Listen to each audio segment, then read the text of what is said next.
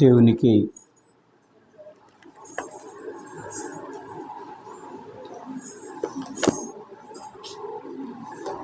స్తోత్రములు. అందరికీ వందనములు. ఈ సమయంలో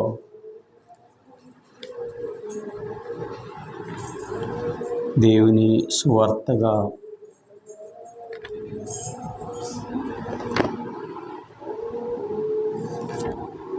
కొరింథీయులకు రాసిన మొదటి పత్రిక అపోస్తలుడైన పౌలు గారు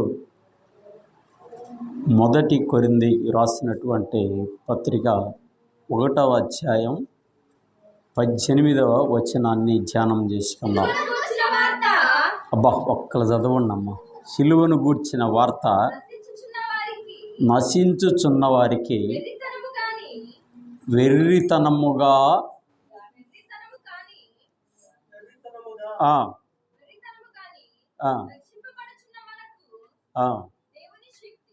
దేవుని శక్తిగా ఉన్నది.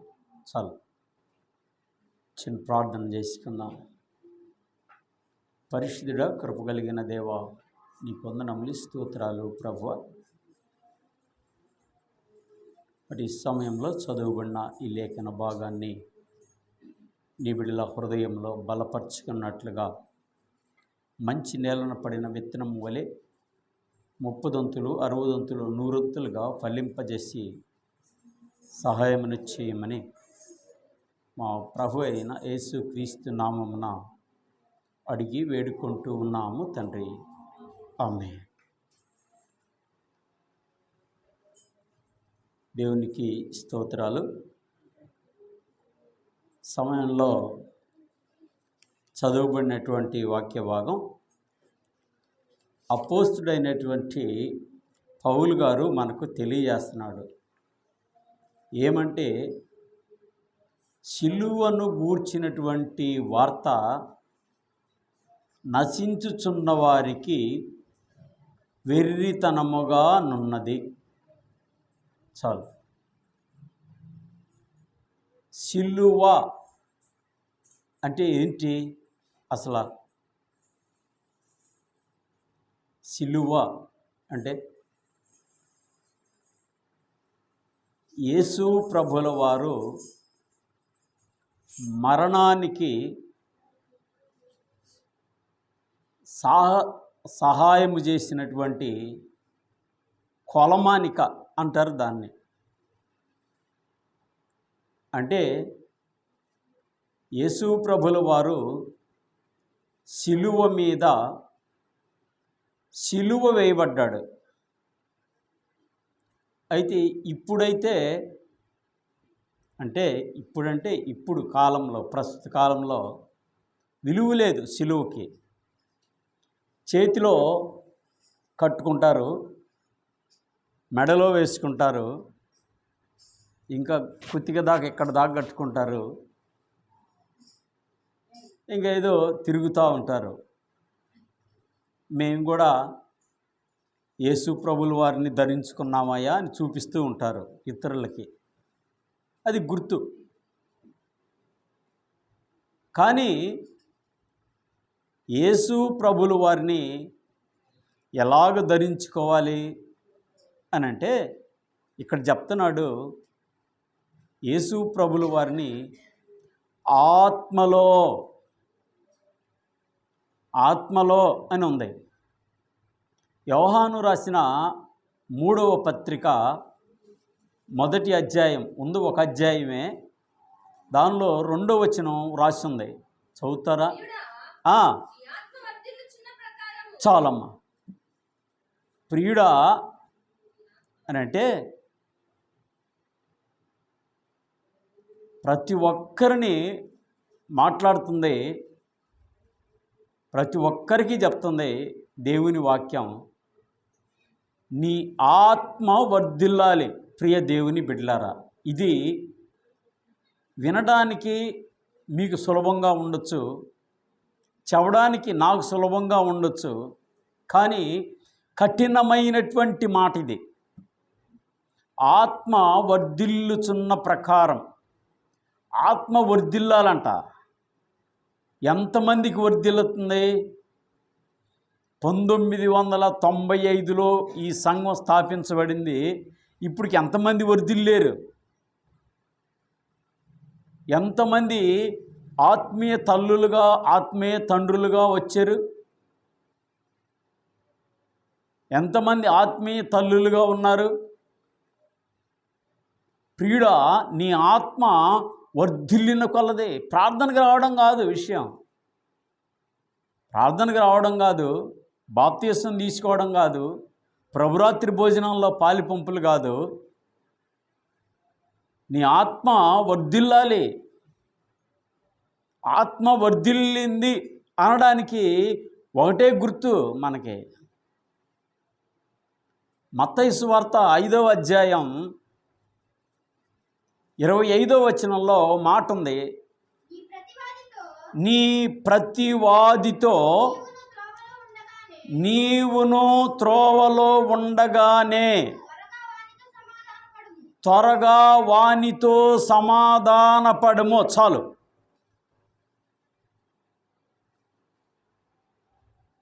ఇక్కడ చెప్తుంది,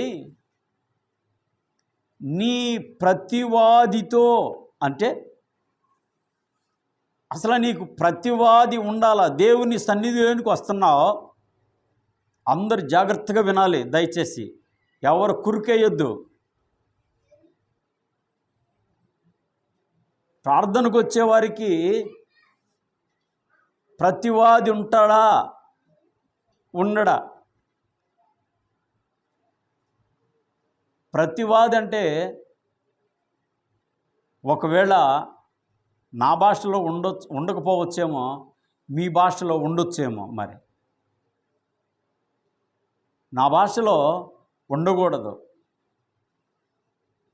దేవుని వాక్యంలో అసలు ఇంకొక విషయం తెలుసా మీకు? అసలు బైబిల్ అంటేనే మనిషి జీవిత చరిత్రను చెప్తుంది. దేవునికి స్తోత్రం. అసలు బైబిల్ అంటేనే మనిషి జీవిత చరిత్ర చెప్పిద్ది అంతే. ఈ మనిషి ఎలాంటి వాడు? ఇందా పాస్ గారు చెప్పాడు కదా ఒక మాట.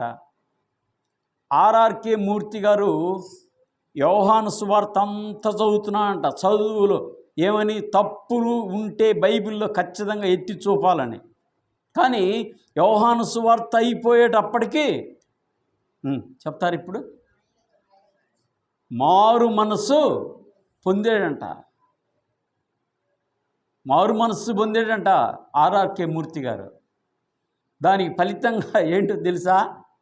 చెప్తారా? మారు మనస్సు పొందితే చెప్తారా? వాళ్ళ భార్య ఇస్తరాకులు అన్నం తెచ్చి బయట పెట్టిందట.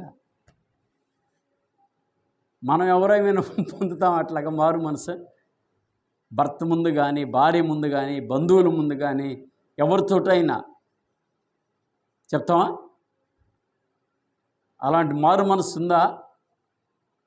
అక్కడ చెప్తున్నాడు, నీ ప్రతివాదితో త్రోవలో ఉండగానే. త్రోవ అంటే దారి కాదు, దారి కాదు. మీరు చెప్పబోతుంది అదేనా? దారి కాదు, జీవితం. ఎన్ని సంవత్సరాలు? ఇంకొంచెం పైకి వెళ్తే 5వ అధ్యాయం పైకి వెళ్తే అక్కడ చెప్తున్నాడు, నీ సహోదరిని చదువు. కాదు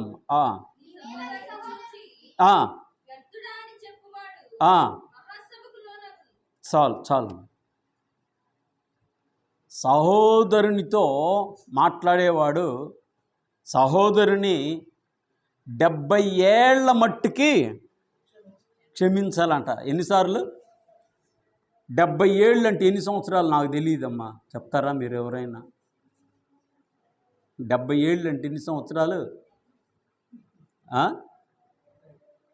70 ఏళ్ళు అంటే ఎన్ని సంవత్సరాలు?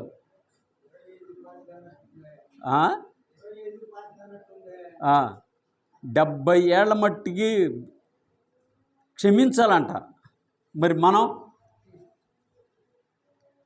ఆ 70 సంవత్సరాలు వచ్చేలాగే ఎన్నిసార్లు అలుగుతామో, ఎన్నిసార్లు పలక్కుండా ఉంటామో మనకే తెలియదు బహుశా. అలాంటి వాళ్ళం మన జీవితం. ఇక్కడ చెప్తున్నాడు, నీ ప్రతివాదితో నీవు నీ త్రోవలో ఉండగానే, త్రోవ అంటే జీవితకాలం అంటే బ్రతికుండగానే, ప్రాణంతో ఉండగానే, నువ్వు ప్రాణం పోయి నాకేం చేస్తావు? నేను ఏం చేయలేను, నువ్వేం చేయలేవు. ప్రాణం పోయినాక ఎవరు ఏం చేయలేము. ఎంతమంది వచ్చారో, ఎట్లా ఏడుస్తున్నారో, ఏం చేస్తున్నారో తెలియదు. ప్రాణం పోయినాక అప్పుడు తెలిసిద్ది ఎక్కడున్నాం, నిత్య జీవంలో ఉన్నామా, నిత్య నరకంలో ఉన్నామా. ఈ రెండు తెలుస్తాయి. అంతేగాని భూలోకంలో ఏం చేస్తున్నారో తెలియదు. మన ఆత్మకి అప్పుడు తెలిసిద్ది. అందుకే ఇక్కడే త్రోవలో ఉండగానే ఏం చేయాలి? ఆత్మ ఇందా చదువుకున్నాం కదా, వర్ధిల్లు కొలది, వర్ధిల్లాలంట. ప్రియ దేవుని బిడ్డలారా, దేవునిలో వర్ధిల్లాలి, మానవుల్లో కాదు వర్ధిల్లేది. మానవులో వర్ధిల్లితే ఏముంది? అమ్మో నువ్వు మంచిదానివి, అయ్యా నువ్వు మంచోడివి, నీ మాటలు బాగుంటాయి, స్పష్టంగా ఉంటాయి, మంచి చక్కగా ఉండిద్ది అని చెప్తారేమో. ఒకవేళ నీవు ధనవంతుడివి, ధనం సంపాదించావు అని చెప్పుకుంటారేమో ఒకవేళ. అదే దేవునిలో ఆత్మ వర్ధిల్లితే ఏం చేస్తాడంట? దేవుడు సంతోషిస్తాడంట. దేవదూతలు ఆరాధిస్తారంట. దేవదూతలతో ఆరాధించబడతారు. 78వ అధ్యాయం కీర్తనల గ్రంథంలో ఒక మాట ఉంది, చదవద్దులేమ్మ ఎవరు. దేవదూతల ఆహారము నరులకిచ్చిరి అని రాసి ఉంది. చెప్తారా దేవదూతల ఆహారం ఏంటో? దేవదూతల ఆహారం, దేవదూతల ఆహారం దేవుడు నరులకు కూడా ఇచ్చాడంట. ఏంటో మరి ఆహారం? మరి అక్కడ దేవదూతలు పరలోకంలో ఉంటారు, వాళ్ళకు కూడా లెట్రిన్లు బాత్రూమ్లు అన్నీ ఉండయా? ఆహారం అంటున్నాడు కదా. మరి దేవదూతలకు ఆహారం ఉంది. ఏం ఆహారం అమ్మా? మన్నాను ఏరుకున్నారు. వాళ్ళు దేవతలు కాల.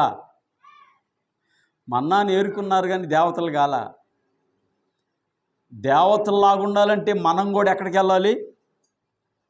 పరలోకంలోకి వెళ్ళాలి. పరలోకంలోకి వెళ్ళాలంటే పరలోకంలో దేవదూతల ఆహారం నిత్యం ఉంది. ఏం చేస్తున్నారు దేవదూతలు? దేవుని పరిశుద్ధుడు పరిశుద్ధుడు అని గానాలు చేస్తూ ఉన్నారు.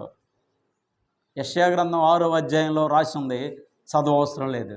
దేవదూతలు స్తుతిస్తున్నారంట. మనమేం స్తుతిస్తున్నాం? అబ్బా నీళ్లు పోసుకోరా, అబ్బాయి స్నానం చేయరా, అమ్మాయి అదిరా, ఆ కోడలు ఇది చేయరా, మనవరాల ఇది చెయ్యమ్మ, మనవడా అది చెయ్య, పిల్లోడా ఇది చెయ్యి, పిల్లోడా అది చెయ్యి, పిల్లోడా ఇది చెయ్యి, వర్షం పడుతుంది, వాన వస్తుంది, ఇల్లు ఇలాగా, ఆ ఊరు పోతే ఈ ఇల్లు ఎట్ట, ఈ ఇల్లు ఎట్ట, ఈ పొలం ఎట్ట, అది ఎట్ట, ఇది ఇట్ట, ఈ పుట్ర ఎట్ట. యేసుప్రభుల వారు ఇప్పటికీ తెలియదు ఎక్కడ పుట్టాడో, ఏ ఊరిలో పుట్టాడమ్మా? పోసపాడులోనా అడ్రోడ్లోనా? యేసుప్రభుల వారు ఎక్కడ పుట్టాడు?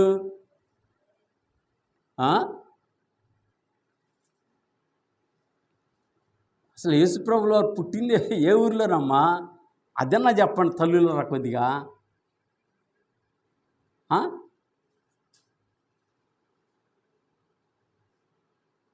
బెత్లెహేంలో పశువుల పాకలో కదా. అదే నాకు తెలియదురా కొద్దిగా, నేను కూడా మర్చిపోయాను. ఏమైనా గుర్తు చేయండి నాకు కూడా ఖచ్చితంగా. యేసుప్రభుల వారు ఎక్కడ పుట్టాడు?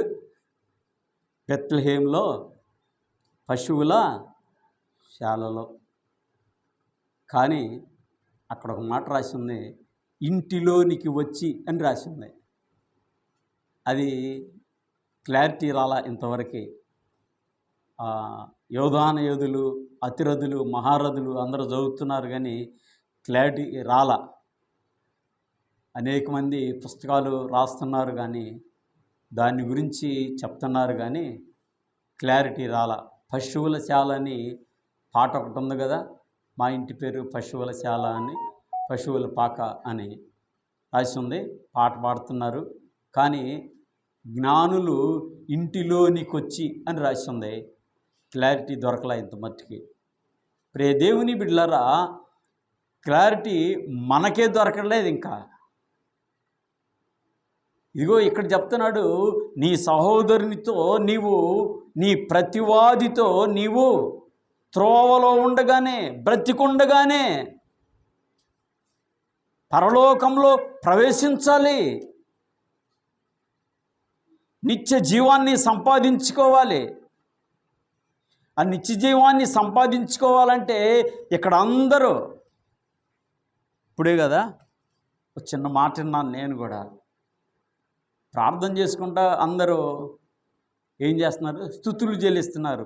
నువ్వెందుకు విన్నావయ్యా, నువ్వు స్తుతులు చెల్లిస్తుంటే నీకెందుకు వినపడింది ఆ మాట అనుకుంటారేమో అందరూ. కానీ కొంచెం వినబడింది.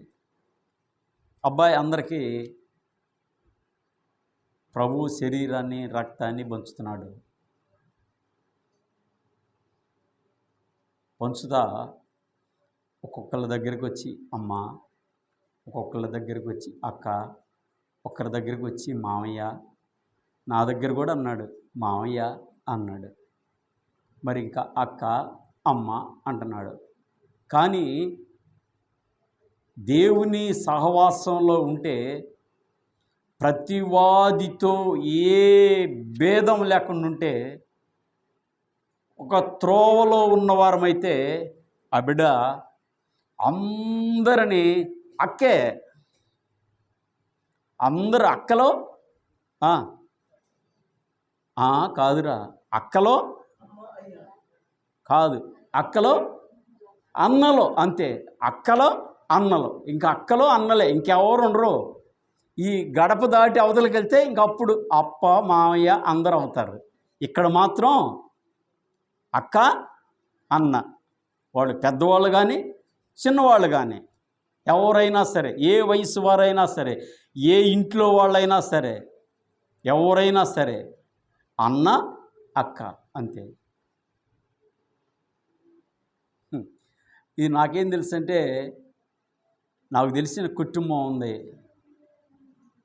ఆ కుటుంబంలో బావ, మరిది అందరూ, తోడుకోడళ్ళు అందరూ అక్క, అన్నే.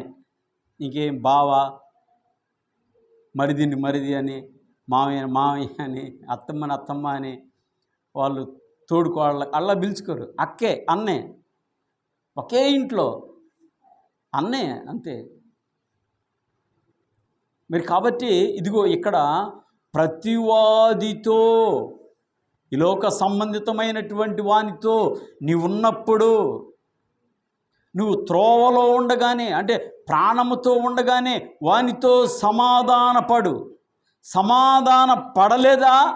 ఆ క్రింద రాసి ఉంది, చదువుతావమ్మా. లేని ఎడల ఒకవేళ నీ ప్రతివాది న్యాయాధిపతికి అప్పగించును, న్యాయాధిపతి బండ్రోతుకు అప్పగించును, మొదట నీవు చెరసాలలో వేయబడదు. చాలమ్మా.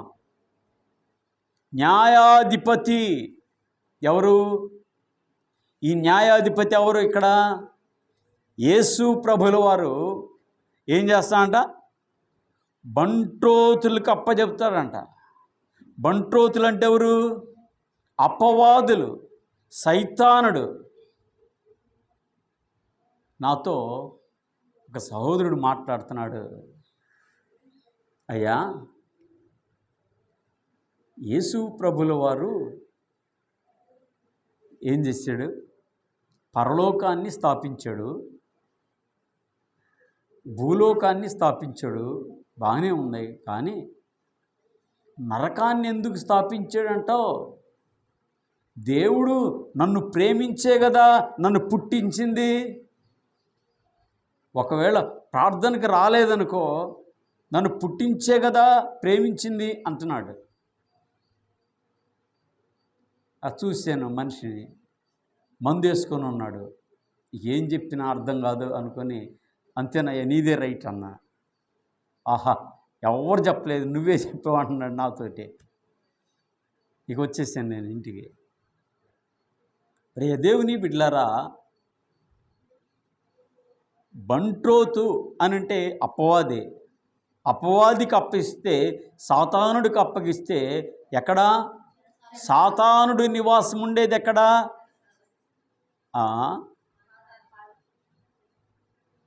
నరకం, పాతాళం.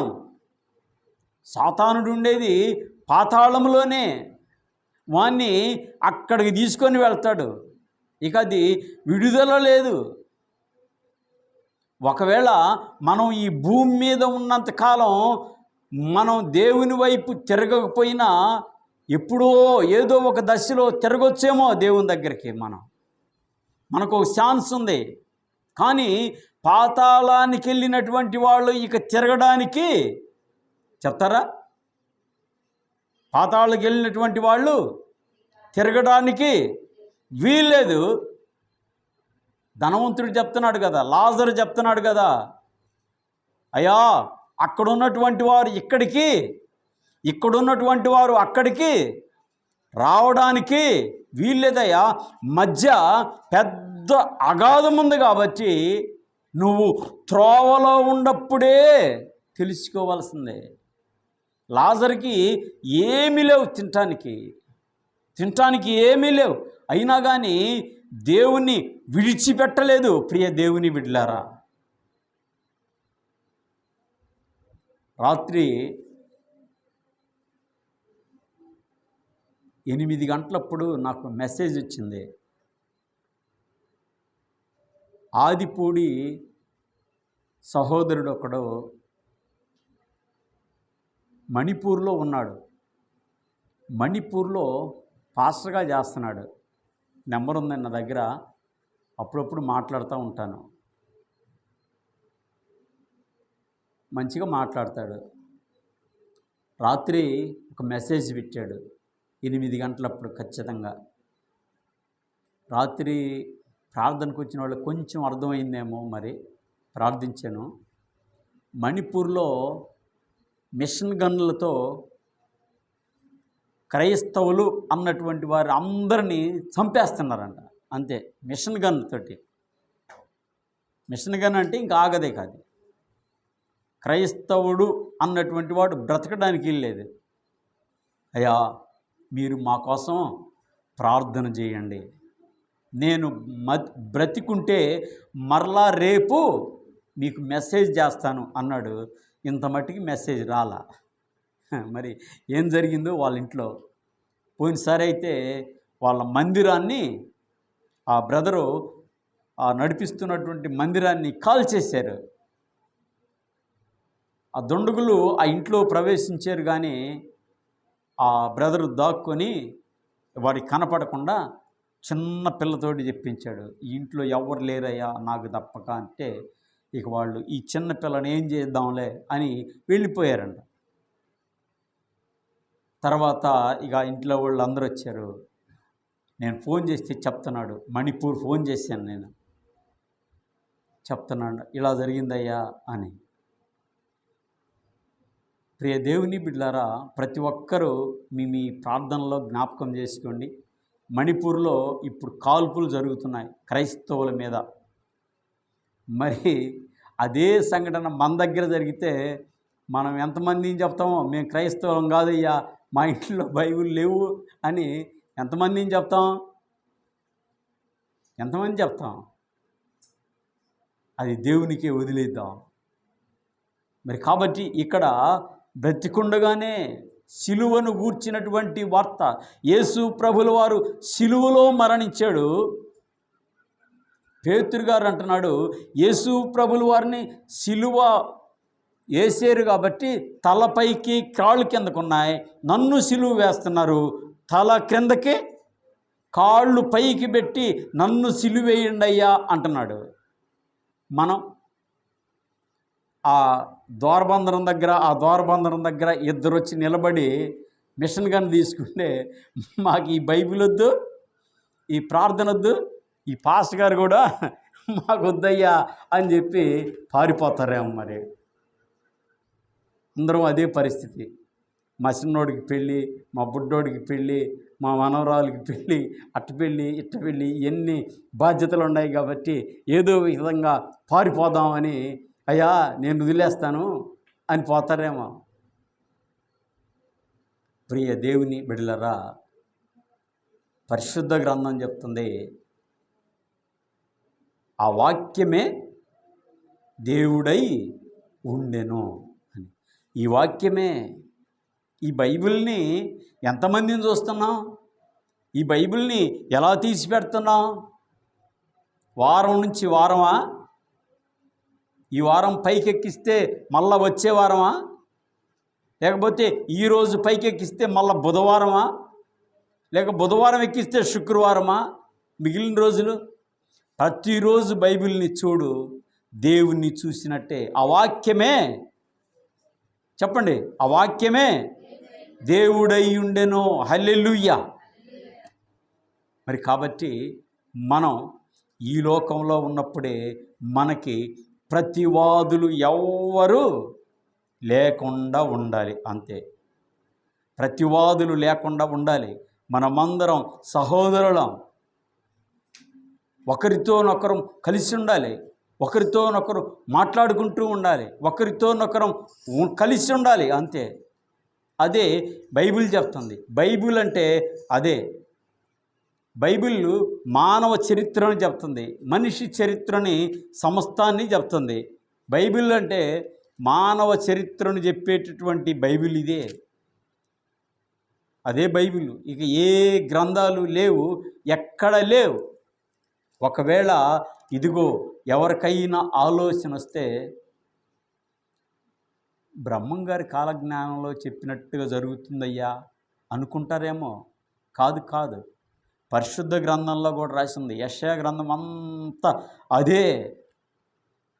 మొన్న చాలామంది రాఖీ పండుగ చేసుకున్నారు కదా, రాఖీలు కట్టుకున్నారు కదా, రాఖీలు కట్టారు కదా, కట్టిన వాళ్ళకి డబ్బులు ఇచ్చారు కదా, డబ్బులు తీసుకున్నారు కదా, రాఖీని కొనుక్కొచ్చారు కదా. బైబిల్లో చెప్తుంది, యెషయా గ్రంథంలో నేను చెప్పట్లేదు, రెఫరెన్స్ చెప్పడం లేదు, రాఖీలు కట్టకూడదు అని రాసి ఉంది. ఇంకా టైం అయిపోయింది, సమయం 2 అయింది, సెలవు తీసుకుందాం.